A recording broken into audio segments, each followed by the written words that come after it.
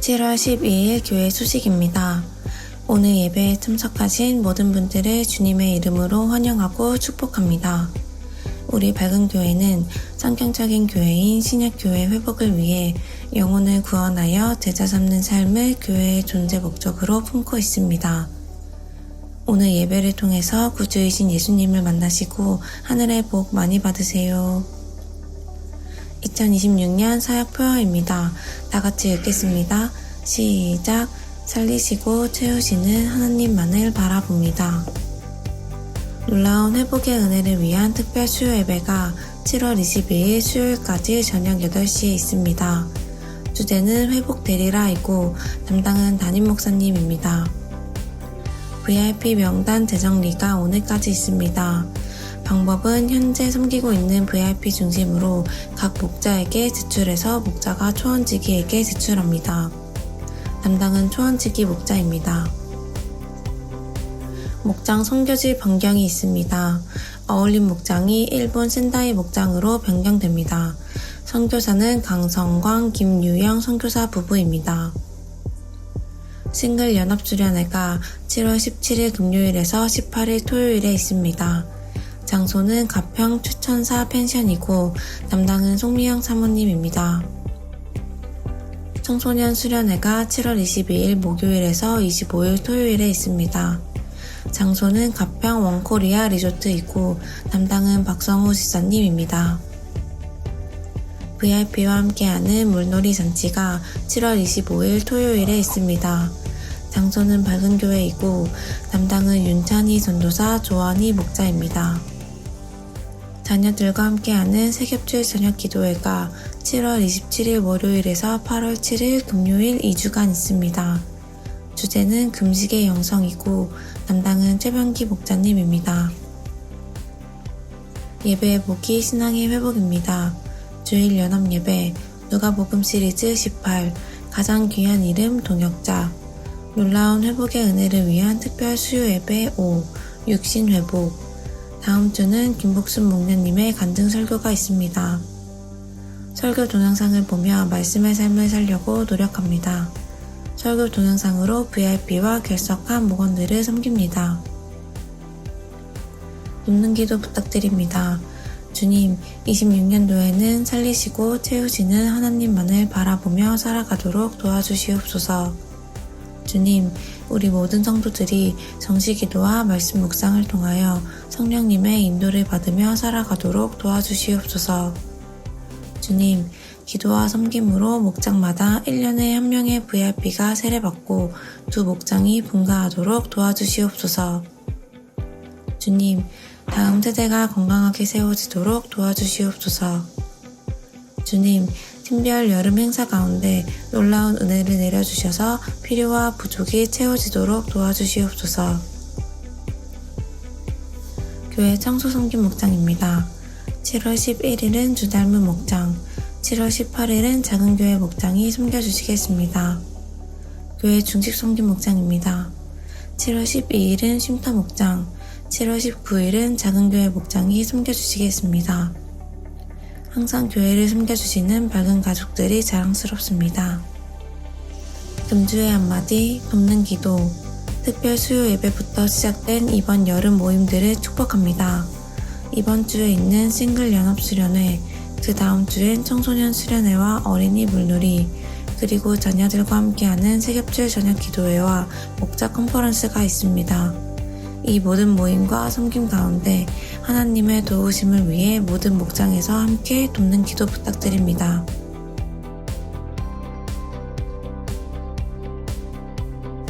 이번 한 주간도 주님 안에서 승리하세요. 감사합니다.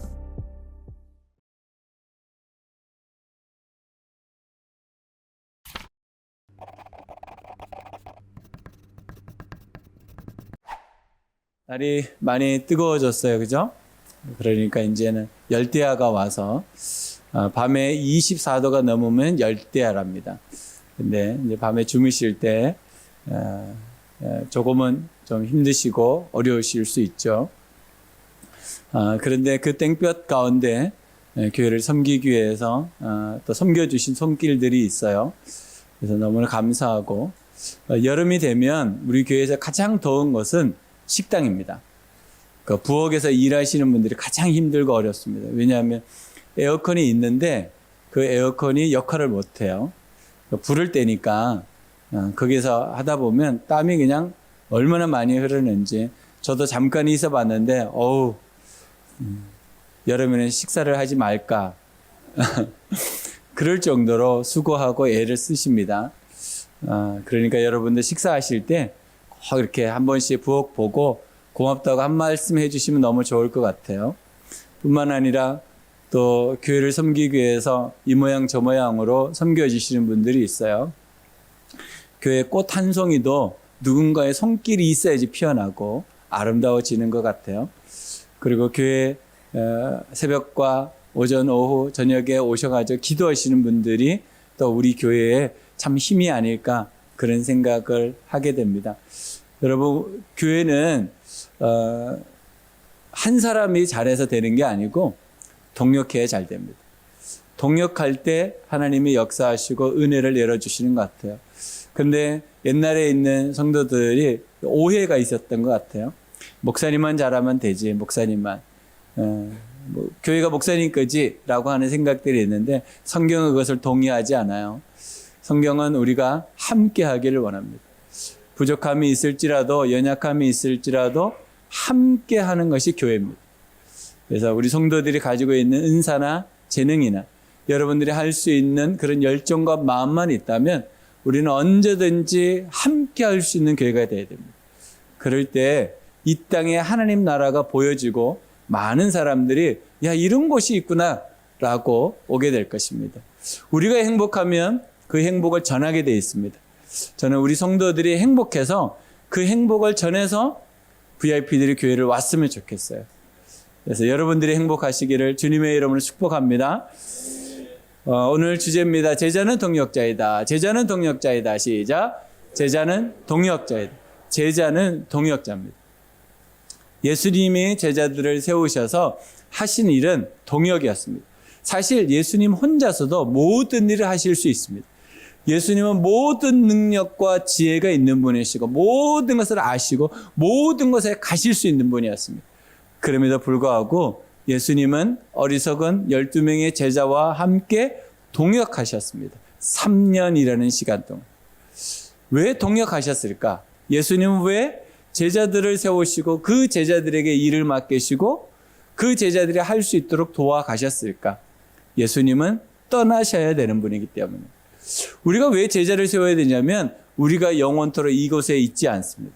그러니까 제자를 세워야 되는 거죠. 왜 우리가 자녀를 키웁니까? 그 자녀가 우리의 제자들이기 때문에. 그래서 부모는 자녀를 제자로 키워야 됩니다.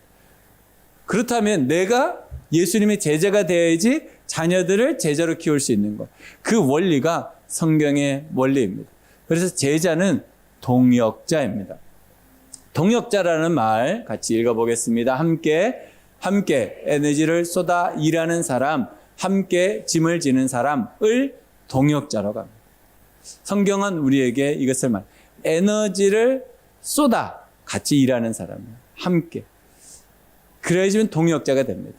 내 에너지를 나눠주지 않으면 동역이 되지 않아요. 같이 짐을 져주지 않으면 동역이 되지 않아요. 성경은 우리에게 함께 에너지를 쏟아야 된다. 그러니까 땡볕에도 어떻게 해요? 함께 하는 거야. 더워도 함께 하는 거야. 싫어도 함께 하는 거야. 예수님이 그렇게 보여주셨어요. 다 도망갔잖아요. 예수님 배반하고. 그래도 또 찾아가서 불러오시고 또 불러오시고 그들을 세워가셨잖아요. 그러니까 그들이 목숨 바쳐 예수님의 제자로 살았잖아요. 예수님 우리에게도 그렇게 하시고 우리가 제자가 되기를 원하십니다. 헬라어에서 동역자라는 단어가 시너지라는 단어의 유래가 되어 있습니다. 시너지가 뭡니까? 힘을 합할 때 생각 외에 힘이 된다. 30배, 60배, 100배. 그 힘이 되는 게 동역입니다. 그러니까 여러분, 나는 잘하니까 다른 사람하고 같이 하는 게 불편하니까 혼자 하겠다. 이건 안 됩니다. 교회에서 절대로 있어서는 안 될 일이 뭐냐면 나 혼자 할 거야가 아니고 함께 해야 합니다. 그래서 옆구리 찔러서 같이 하자 그래야 돼. 나 혼자 다 할 수 있는데도 같이 하자. 그래야지 옆에 있는 사람이 보고 배웁니다. 보고 배우는 사람을 많이 만드는 사람이 잘하는 겁니다. 그러면 속도가 느릴까요? 빠를까요? 느릴 수밖에 없어요. 그 사람은 맞춰줘야 되니까. 가장 연약한 사람 맞춰줘야 되니까 속도가 늦을 수밖에 없어요. 그러니까 동역은요, 속도로 하는 게 아니고 방향으로 하는 겁니다. 방향을 맞추고 천천히 가더라도 그 방향으로 가는 겁니다. 가장 연약한 사람도 놓치지 않고 섬겨가는 것. 그러니까 에너지가 들어요. 그러니까 힘이 들다고. 그러나 그 사람의 짐을 같이 져주면서 가는 거죠. 여러분 삶 속에 꼭 동역자를 세워가시기를 주님의 이름으로 축복합니다. 우리 옆에 있는 분들한테 얘기할까요? 동역자가 되어드리겠습니다. 동역자가 되어드리겠습니다. 아니 말이라도 하라니까. 말이라도 해요. 안 할지라도 말이라도 좀 해보라고. 내가 당신의 동역자가 되어주겠습니다. 다시 시작. 내가 당신의 동역자가 되어주겠습니다. 아니 옆에 보고 좀 해봐요. 날 보고 하지 말고. 다시 내가 당신의 동역자가 되어드리겠습니다. 내가 당신의 동역자가 되어드리겠습니다. 우리는 동역자가 돼야 됩니다. 동역자가 함께 힘을 모으고 함께 짐을 져주는. 그러면 우리 교회가 얼마나 행복하고 아름다운 교회, 하나님이 기뻐하는 교회 되겠습니까? 동역자는 제자입니다. 요한복음 13장 35절이 이렇게 말합니다. 너희가 서로 사랑하면 모든 사람이 그곳으로서 너희가 내 제자인 줄을 알게 될 것이다. 서로 사랑하는 것은요, 동역하는 것. 혼자 하는 게 아니잖아요. 짝사랑이 아니에요. 우리는 서로 사랑해요. 서로 사랑. 그게 동역입니다. 그렇게 되면 사람들이 나를 보고 누구의 제자라고 안다고요? 예수님의 제자라고 한다. 그러니까 교회는 힘들고 어려운 일들이 있죠. 나하고 안 맞는 사람이 있어요, 없어요? 있어요. 옆에 있는 사람이에요. 그 사람이 나하고 안 맞아. 그런데도 어떻게 해요? 서로 사랑하면서 하는 거예요. 그게 동역이에요. 그렇게 하면 우리가 제자가 되는 거예요. 세상 사람들이 우리를 보고 저렇게 안 맞는 사람이다 저렇게 사랑할 수 있을까? 그게 제자입니다. 고린도전서 3장 9절에 이렇게 말합니다. 우리는 하나님의 동역자요. 여러분은 하나님의 밭이며 하나님의 건물임. 우리는 누구의 동역자야? 하나님의 동역자. 하나님의 동역자. 내가 누구의 동역자인가에 따라서 내 레벨이 달라져요. 대통령의 동역자면요, 내가 누구 레벨까지 올라가요? 대통령의 레벨까지 올라가는 거예요. 내가 이 덕소리의 리장하고 같이 하면 2장 레벨밖에 안 돼요. 근데 바울이 고린도 교인들에게 말하잖아요. 당신들은 하나님의 동역자는 하나님이 나와 함께 하시고 하나님의 레벨까지 우리가 올라갈 수 있는 거예요. 우리가 얼마나 대단한 사람인지 여러분의 정체성을 아셔야 돼요. 내가 누구인가? 이 세상 사람들이 함부로 나를 다루지만 사실 나를 막 다루면 안 되는 사람이에요. 나는 하나님의 동역자예요. 동역자. 그러니까 옆에 분을 우리가 막 다루면 되겠습니까? 안 되죠. 고운 말 해야죠. 아름다운 말 해야죠. 격려와 칭찬해야죠. 왜요? 옆에 있는 사람도 하나님의 동역자니까. 여러분, 내가 보기에 부족할 수 있어요. 미흡할 수 있어요. 연약할 수 있어요. 그래도 하나님의 동역자다. 존중하고 존경하고 사랑하고 섬겨가는 것. 그런 사람을 우리는 누구라고 그러냐면 제자라고 그러는 거예요. 제자. 동역자는 같은 일에 함께 동행하는 자입니다. 1절입니다. 그 뒤에 예수께서 고을과 마을을 두루 다니시면서 하나님의 나라를 선포하며 그 기쁜 소식을 전하셨다. 12 제자가 예수와 동행하였다. 동행하는 거예요. 동행. 동역은요, 동행해야 돼요. 동행하지 않고 나는 동역한다. 그럴 수가 없어요. 여러분, 사랑하는 사람을 사랑한다고 말만 해. 전화만 해. 그러면 사랑이 될까요? 안 됩니다. 사랑은요, 같이 있을 때 돼요. 동행해야 돼요. 동행. 동역자는 남녀 구분이 없습니다. 2절에서 3절입니다. 악령과 질병에서 고침을 받은 몇몇 여자들도 동행하였는데 7 귀신이 떨어져 나간 막달라라고 하는 마리아와 헤롯의 청지기인 구사 아내 요한나와 수산나와 그 밖에 여러 다른 자녀들이었다. 여러분, 이 당시의 여자들이 어떤 존재였습니까? 숫자에도 들어가지 않는 존재였어요. 근데 우리나라에도 그랬죠. 남존, 여비. 비자가 무슨 비자입니까? 종비자예요. 그러니까 여자를 뭘로 취급한 거야? 종으로 치박하고 종으로. 그러니까 사람도 아니다 이 말이에요. 사실은 감히 여자가 근데 주님은 모든 사람을 존경하시고 여자들까지도 존중하셨어요. 그 당시에 여자들이 막 따라다니면 욕먹는 때예요. 아이고 못 나가지고 여자들이나 같이 다니고 그럴 때. 그런데 예수님은 그런 사람들조차도 품어주시고 함께 하셨다는 거예요. 사제화된 계층과 계급을 타파하셨어요. 여러분, 우리나라에 기독교가 오고 누가 권리가 신장이 됐습니까? 여자들이에요. 남자들은 여전히 권력자들이었어요. 여자들은 권력이 없었습니다. 근데 예수 믿으니까 서로 사랑해야 되거든요. 서로 섬겨야 되거든요. 그러면서 여권이 신장이 됐어요. 올라갔단 말이에요. 그러면서 여자가 사람 대접받게 된 게 기독교 때문입니다. 여러분, 예수님께 어린아이가 왔더니 사람들이 뭐라 그랬어요? 저리 가! 어디? 어른들 노는 자리에 어린이들이 와가지고 시끄러! 저리 가! 막 그랬단 말이에요. 그랬더니 예수님이 그 어린아이를 어떻게 해요? 탁 품으시고 뭐라고 말씀하세요? 너희들 이 어린아이 갖지 않으면 천국 못 가. 오, 예수님은요 남녀노소를 구분하지 않으셨어요. 모든 사람을 품으셨어요. 우리가 동역하려면 그렇게 해야 됩니다. 남녀노소 구분하면 안 됩니다. 내 마음에 드느냐 안 드느냐. 우리 일을 할 때는 누구하고 일하면 제일 좋아요? 내 마음에 맞는 사람, 말 통하는 사람하고 일하는 게 제일 좋죠. 그죠? 말 안 통해 보세요. 답답해 죽습니다. 그러니까 어떻게 해요? 내가 할 때니까 가서 쉬어.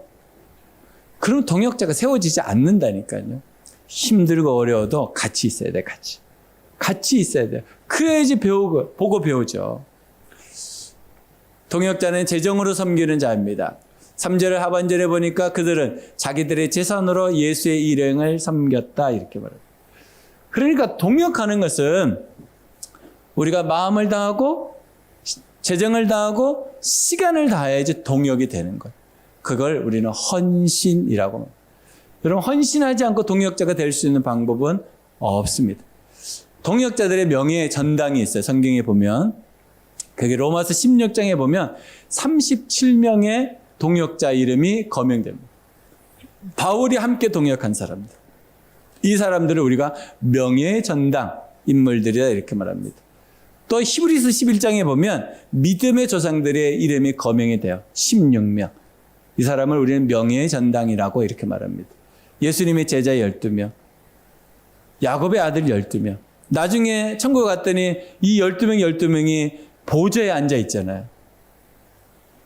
명예의 전당. 우리의 이름도 올라가야 되지 않겠습니까? 그렇다면 여러분 혼자 하면 안 됩니다. 절대로 혼자 하면 안 됩니다. 그러니까 어떻게 해야 돼요? 전화해가지고 같이 하자. 옆구리 찔러서 같이 하자. 그래야 됩니다. 자, 옆구리 찌르면서 같이 하자. 시작. 같이 하자. 옆구리 찌르면서 하는 게 아니고 옆에 있는 사람이 옆구리를 찌르라고. 옆구리 찌르면서 같이 하자. 시작. 아니 또 옆구리 찌르면서 같이. 그게 아니고 같이 하자. 옆구리를 콕 찌르면서 같이 하자. 시작. 같이 하자. 같이 하는 거예요. 같이. 혼자 하는 것을 내버려두지 말고 누군가 혼자 하고 있으면 어떻게 해야 돼요? 뭐 도와줄 거 없어요? 그리고 같이 하는 거예요. 같이. 그게 동역자입니다. 그래서 이 명예의 전당에 이름이 올라간 거예요. 우리는 같이 해야 됩니다. 함께 해야 됩니다. 서로 섬기면서 해야 됩니다. 혼자 하지 마시고 동역자를 세워서 함께 해 가시기를 주님의 이름으로 축복합니다. 제자이면서 동역자, 동역자이면서 제자.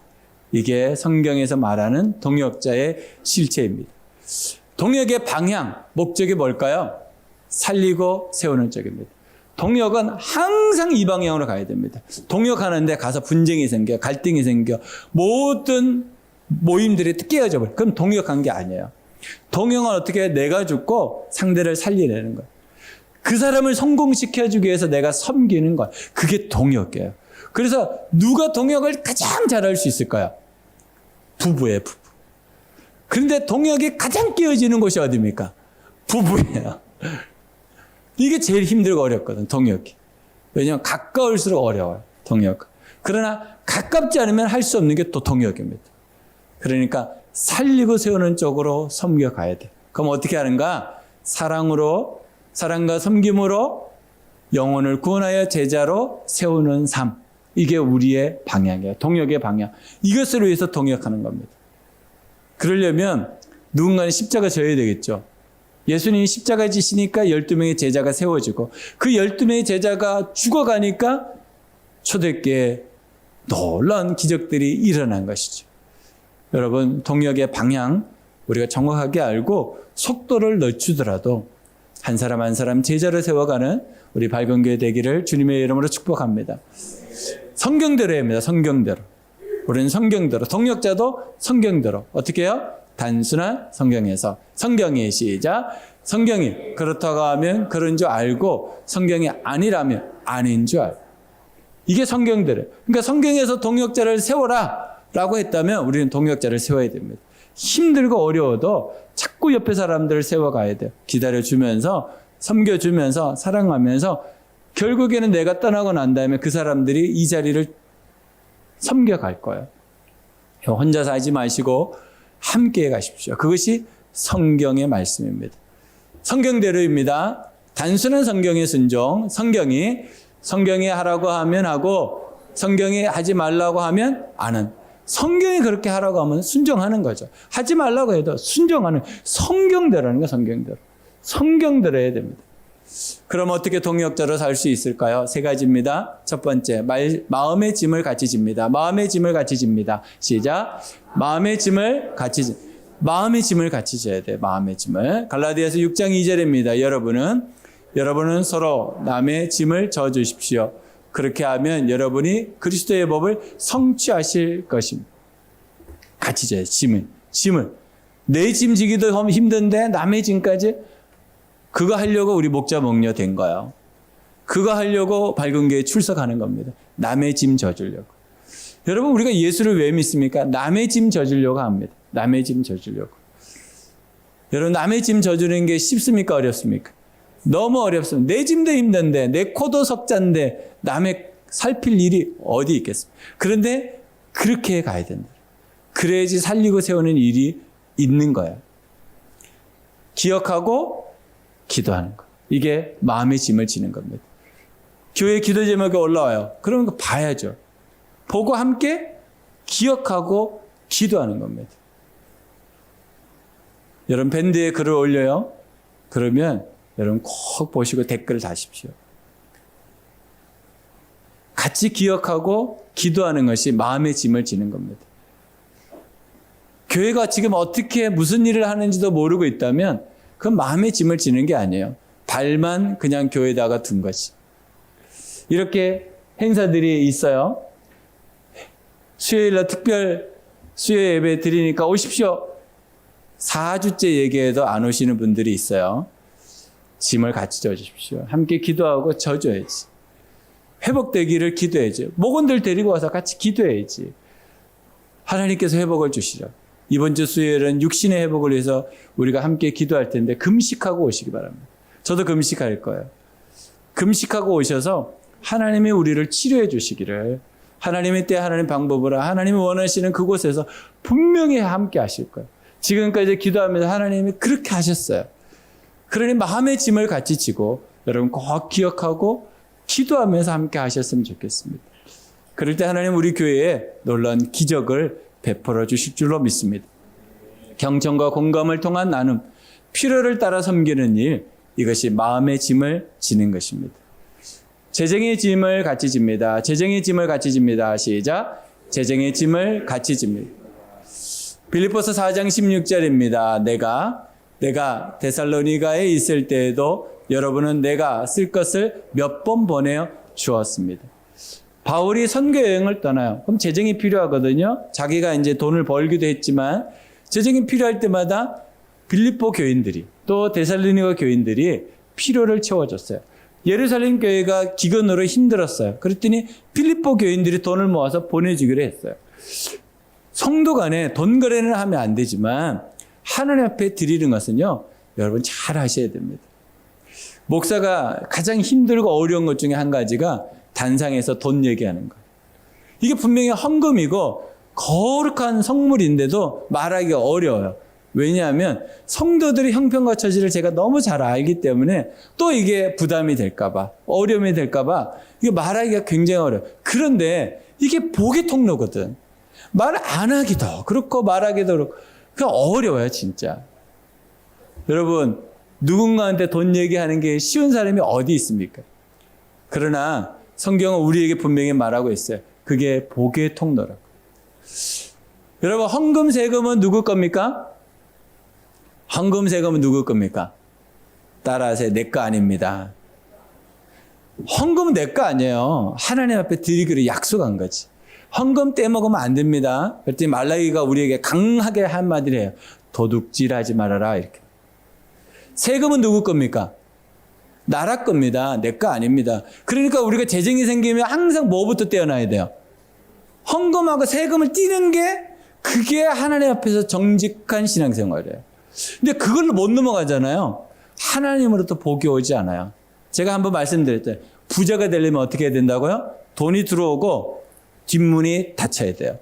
돈은 들어오는데 뒷문을 다 나가. 그러니까 부자가 될 수가 없는 거예요. 여러분, 하나님이 부어주신 것이 쌓일 때 우리가 부자라는 것을 경험할 수 있어요. 그런데 하나님 앞에 온전히 드리질 않아. 그러면 어떻게 되겠어요? 지금 당장은 괜찮아요. 근데 길게 두고 보면 손해 중에 손해입니다. 여러분, 심은 대로 거둡니다. 성경대로예요, 성경대로. 여러분, 심으십시오. 심지 않고 거두려고 하면 안 되겠죠. 심어놓은 게 거두지. 제가 이번 주에 어느 목사님에서 전화를 받았어요. 목사님, 그래서 목사님 웬일이세요? 우리 아들이 진급했어요. 너무 잘 됐네. 너무 잘 됐네요. 너무 잘 됐습니다. 그렇지 않아도 기도하고 있었는데. 그랬더니 또 한 분이 또 전화를 했어요. 목사님, 누구 아들이 진급했다네. 그러게 말이에요. 그래서 제가 진급하기 전에 문자를 보냈어요. 제가 주일날 문자를 보냈는데, 야, 너 진급할 것 같다. 내가 미리 부른다. 그 계급을 미리 불러줬어요. 답이 없어, 근데. 여러분, 제가 이제 그런 생각을 하는 거죠. 왜 그렇게 됐을까? 본인이 열심히 해서 된 것도 있어요. 그러나 부모가 뿌렸기 때문입니다. 부모가 뿌리지 않고 절대로 자식들은 복받지 못합니다. 여러분, 부모 된 여러분, 정말 뿌리십시오. 하나님 앞에 드릴 것을 절대로 다른 쪽에 쓰지 마십시오. 그것이 자식들을 가장 복되게 하는 일입니다. 여러분, 헌금, 세금 우리 거 아닙니다. 드릴 것을 제대로 알고 드릴 때 하나님은 우리에게 놀라운 복을 내려주실 줄로 믿습니다. 고린도후서 9장 6절 7절입니다. 요점은 이러합니다. 적게 심은 사람은 적게 거두고 많이 심은 사람은 많이 거둡니다. 각자 마음에 정한 대로 해야 하고 아까워하면서 내거나 마지못해서 하는 일은 없어야 합니다. 하나님께서는 기쁜 마음으로 내는 사람을 사랑하십니다. 그러니까 여러분, 억지로 하지 마십시오. 안 해도 됩니다. 하나님 거짓입니까? 하나님 충분히 가지고 계신 분입니다. 억지로 하지 마시고 기쁜 마음으로 자원하여 감사함으로 드리십시오. 그것이 하나님이 얼마나 기뻐하겠어요. 우리 육체를 가진 우리들도 자식들이 부모를 섬길 때 기쁨으로 섬기면 부모들이 얼마나 행복합니까? 근데 억지로 한번 했다고 알아보십시오. 얼마나 기분 나쁜가. 여러분, 주님 앞에 드릴 때 기쁨은 드리십시오. 이거 내가 심는 거다. 심는 거 하나님 절대로 하나님 것으로 가지지 않고 우리에게 30배, 60배, 100배로 갚아주십니다. 열심히 심고 하나님 앞에 드리고 하나님이 어떻게 채우시는지 경험해 보시기를 주님의 이름으로 축복합니다. 제가 10여 년, 벌써 13년, 14년 전이네요. 심양에서 마흔산으로 이제 사역지를 변경해야 돼요. 그래서 한국으로 왔어요. 이제 한국으로 와서 이제 떠나기 전에 이제 건강검진을 했어요. 근데 저는 괜찮은데 아내의 목에 갑상선에 문제가 생겼다는 거. 그래서 의사가 들어와 버려요. 그래서 보여주면서 사모님이 암이 있습니다. 갑상선에. 그래서 이것을 위해서 조직 검사를 해봐야 되는데 암 같습니다. 그랬어요. 그래서 조직 검사를 이제 여기다 이제 길게 뭘 꽂아가지고 검사를 하더라고요. 그러니까 보니까 80%. 그러니까 또 아닐 수 있으니까 또 했어요. 또 했어요. 3번을 했어요. 그랬더니 계속 수치가 높아져. 그러니까 암이 맞아요. 그러니까 수술을 해야 되는 거야. 근데 우리가 당장 수술을 할 수는 없을 것 같아가지고 있는데, 제가 수술을 받은 데가 안양 샘병원인데, 샘병원 원목이 선배였어요. 그래서 이제 그 선배가 와가지고 소식을 듣고 수술해라. 이제 그렇게 얘기를 했어요. 그랬더니 의사 선생님 수술 안 하려면 3개월에 한 번 한국을 나와야 된다. 그래서 3개월에 한 번 어떻게 나와요? 비행기 값이 그냥 막 이렇게 되는 것도 아니고. 그럼 6개월에 한 번 나올 수 있나? 6개월에 한 번 1년에 한 번 1년에 한 번. 그러면 수술해야 됩니다. 그러니까 이제 암 얘기도 들었죠. 수술 얘기도 들었죠. 이게 이제 막막한 거예요. 그때 우리 교회가 굉장히 힘들고 어려울 때입니다. 돈 한 푼이 힘들고 어려울 때입니다. 그러니까 제가 선교사로 한국에 나왔다가 이제 다시 중국으로 들어가려고 그러면 비행기 값을 이걸 어떻게 감당이 안 되는 거예요. 근데 그때마다 하나님 채워주셨어요. 근데 심양에서 저희가 심양으로 들어갔다가 심양에서 마한산까지 이동하려고 그러면 이 돈이 1,000만 원이 되는 거예요. 1,000만 원이. 근데 돈이 없잖아요. 그런데 거기다가 집사람은 또 암이고 수술을 해야 된다. 그러니까 엎친 데 덮친 데 제 마음이 참 힘들고 어려웠어요. 근데 어떻게 해요? 수술을 해야 돼요. 그래서 집사람하고 의논하고 수술하기로 결정했어요. 그러고 났는데 수술을 이제 하는데 한 40분, 45분 걸린다는 수술이 1시간이 넘어가도 나오질 않는 거예요. 와, 1시간 10분이 지나고 20분이 지나고 30분이 됐을 때 이제 수술 끝났다고 불이 꺼지고 의사가 딱 나오더라고요. 캡슐에다가 암 덩어리를 딱 가지고 나왔는데 선교사님 수술하기를 잘했어요. 그 뒤에도 암이 있었어요. 그래서 거기까지 다 긁어낸다고 시간이 많이 걸렸습니다. 그랬어요. 그래서 제 마음이 참 어려웠어요. 이제 수술비를 내야 되거든요. 돈이 있어야지. 근데 마침 우리가 선교사 시작할 때 선교본부에서 보험을 들으라 그래가지고 메트라이프 보험을 들은 게 있어요. 그게 생각이 나가지고 이제 보험사 직원을 불러가지고 우리 이렇게 했는데 보험금을 좀 신청해달라 그랬더니 그분이 목사님 아들이야. 또 새롭게 시작한 그 아들이 막 최선을 다해서 거금의 보험금을 받았다는 거예요. 충분히 비행기 값 다 하고 마흔산에서 정착할 수 있는 재정이 생긴 거. 그때 생각해 보면, 야, 하나님이 우리 집사람 갑상선 하나 가져가고 이렇게 재정 주셨구나. 그거 없었으면 우리가 어떻게 할 뻔했을까? 여러분, 저는 지금도 생각하면 그렇게 하나님 채워주신 것이 우리가 심은 것이 있기 때문이다라는 생각이 듭니다. 저희 집사람은 갑상선 암 그 수술하고 난 다음에 약을 먹어야 되잖아요. 평생 먹어야 되는데 약 먹으면 아픈 거야. 그래서 약을 안 먹었어요. 그랬더니 나았어요. 너무 감사한 일이죠. 저를 생각해 봐도 동일합니다. 여러분, 심은 것은 절대로 헛되지 않습니다. 여러분 삶 속에 교회를 위하여, 목장을 위하여, 이웃들을 심는 거 절대로 헛되지 않습니다.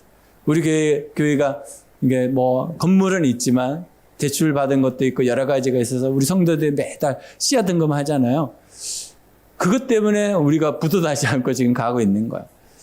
여러분 기도하시고 교회를 위해서 여러분 십시일반 잘 섬겨주시면 우리 교회가 건강하게 잘 지낼 수 있을 거라 믿습니다. 세 번째, 시간의 짐을 같이 집니다. 시간의 짐을 같이 집니다. 시작. 시간의 짐을 같이 집니다. 1절에 보면 12제자가 예수와 동행하였다. 동행은 시간을 같이 하는 거거든요. 함께 하는 것이 시간의 짐을 같이 지는 겁니다. 로마서 12장 1절 하반절입니다. 여러분의 몸을 하나님께서 기뻐하실 거룩한 산 제물로 드리십시오. 이것이 여러분이 드릴 합당한 예비입니다. 이 본문에서 가장 중요한 단어는 뭘까요? 뭐가 제일 중요할까요? 몸이라는 단어가 제일 중요합니다. 여러분, 하나님 앞에 뭔가를 드릴 때 몸이 오지 않으면 드린 게 아니에요. 제사를 드릴 때도 몸이 가야 돼요. 몸이. 하나님 앞에 나갈 때 항상 몸이 가야 됩니다. 우리 마음은 조금 덜 갈 수 있어요. 우리 정성은 부족할 수 있어요. 그러나 몸이 드려질 때 그게 예배가 됩니다. 여러분, 이 장소에 지금 예배 드리러 몸이 왔잖아요. 마음만 온 게 아니잖아요. 하나님께 드릴 때 우리가 몸을 드려야지 시간이 갑니다. 몸을 드리는 거, 몸을. 함께하며 위로자가 되는 것. 골로새서 4장 11절입니다. 유스도라는 예수도 문안합니다. 할례받은 사람들로서 이들만이 하나님의 나라를 위하여 일하는 나의 동역자들이요 나에게 위로가 되어준 사람입니다. 그래서 동역을 할 때 어떤 일이 있냐면 위로가 돼요. 동역을 할 때. 동역자가 있으면 큰 위로가 됩니다. 위로라는 말은 성경에서 보면 고통을 경감시켜주는 신실한 돌봄, 이것을 위로라고 그래요. 경감시켜줘요. 그래서 우리나라에 좋은 말이 있잖아요. 힘들고 어려운 일을 나누면 반이 되고 기쁘고 즐거운 일을 나누면 배가 된다. 이게 성경적이라는 거예요. 그래서 목장에서 우리가 그걸 하는 거야. 그래서 목장에서 감사를 나누고 힘들고 어려운 일을 나누고 그리고 같이 기도하고. 그래서 목장을 같이 섬기는 것은 성경대로입니다. 그래서 목장을 할 때 어떻게 해요? 시간을 같이 해야 돼요. 시간을. 목장 시간에 모여서 시간을 같이 해야 됩니다. 교회도 마찬가지입니다. 교회를 섬길 때 시간을 같이 하는 거예요. 시간을. 그래서 여러분 삶 속에 시간의 짐을 같이 져주시기를 주님의 이름으로 부탁드립니다. 진정한 동역자는 필요할 때만 시작. 필요할 때만 잠깐 만나는 관계가 아니라 상대방의 무거운 고난의 계절 전체를 내 시간 속에 담아 함께 동거하는 장기적인 헌신을 의미합니다. 우리 교회가 힘들고 어려울 때 함께 하신 분들이 있어요. 막 빚을 내고 막 힘들고 어려웠던 적이 있어요. 그걸 함께 했기 때문에 우리가 여기까지 온 겁니다. 여러분, 함께 할 때 고난을 이길 수 있고 힘들고 어려운 일을 이길 수 있다는 것. 세 가지 헌신으로 동역해야 합니다. 마음의 짐만 지려고 하면 감상주의에 빠집니다. 너무 힘들지? 거기까지밖에 안 가요. 재정의 짐만 지려고 하면 비즈니스 관계로 합니다. 돈 관계. 그거밖에 안 돼요. 시간의 짐만 지려가면 의무감이에요. 의무감. 예배 드리는 것도 의무감, 섬기는 것도 의무감. 그러나 이것을 같이 할 때 동역이 됩니다. 우리는 같이 해가야 됩니다. 성경적인 동역자란 같이 읽습니다. 온전한 동역자를 말합니다. 마음, 재정, 시간이라는 세 가지의 헌신적인 삶을 모두 제물로 드리며 리더와 지체의 곁에서 묵묵히 어깨를 맞대고 걸어가는 사람입니다. 그러니까 남들이 힘들고 어려울 때 우리가 해주는 일이 뭐냐면 조용히 같이 걸어가는 거. 그게 동역입니다. 이게 예수님이 우리와 함께 하시는 거예요. 예수님이 날마다 우리에게 나타나서 잔소리하고 지적하면 우리 어떻게 살겠어요? 근데 아무 말 없이 언제든지 우리와 동행해 주시죠. 우리도 주님 앞에서 묵묵히 함께 가는 동역자가 되어야 된다는 것이죠. 그렇게 할 때 누가복음 19장 17절의 말씀이 우리에게 들려질 겁니다. 주인이 그에게 말하였다. 착한 종아, 잘했다. 내가 아주 작은 일에 신실하였으니 10골을 다스리는 권세를 차지하였다. 우리가 주님 앞에 섰을 때 정말 주님의 동역자로 살아가면, 주님의 제자로 살아가면 주님이 이렇게 우리를 칭찬하실 거예요. 저는 우리 성도들이 이 칭찬을 꼭 받았으면 좋겠어요. 주님 앞에 섰을 때 참 잘했다. 참 잘했다. 참 잘했다. 이 칭찬을 받는 우리 모든 성도들이 되어주시기를 주님의 이름으로 축복합니다. 기도하겠습니다.